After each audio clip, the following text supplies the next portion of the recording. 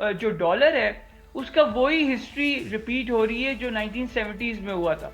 मशल अगर आपको रिकॉल कर सकें, from 1976 to 1981 US dollar depreciated 50%, yes 50% depreciate हुआ था। यस और इस साल जब हम बात करें, मैं आपके सामने, US dollar has already depreciated 10% YTD. इस साल के शुरू में मैं एक नेटवर्किंग इवेंट में गया केएल में, तो वो लोग कहने लगे शान आपका क्या पॉइंट ऑफ व्यू। मैंने कहा यूएस डॉलर की जो स्ट्रेंथ है जनवरी में ये बिल्कुल टेम्प्रेरी है, but I foresee US dollar depreciating significantly by 10 to 15% by the end of this year.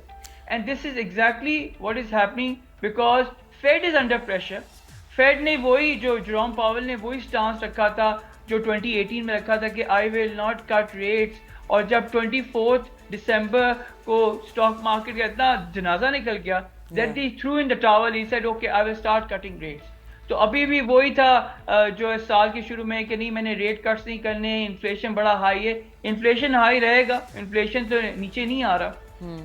और ये रेट कट्स जो हैं वो मार्केट एक्सपेक्ट करी थी कि मई में हो जाएं, लेकिन मैं फेड को पिछले 18 साल से फॉलो कर रहा हूँ because I was in US from 2007 till 2009 when I was pursuing my MBA at University of Chicago. मैंने देखा Fed has always been wrong, they have always been behind the curve. और अभी भी मार्केट जो है वो यही एक्सपेक्ट कर रही है that Fed will be behind the curve. Inflation जो है वो दोबारा वापस आएगा। और इस वक्त जो भी हो रहा है मशल, ये 35 साल पहले one of the greatest Nobel laureates Milton Friedman, his book Money Mischief, the episodes in monetary history, उन्होंने चैप्टर 8 में बिल्कुल क्लियरली वाज़ेह कर दिया था how Fed is going to create inflation, page 189।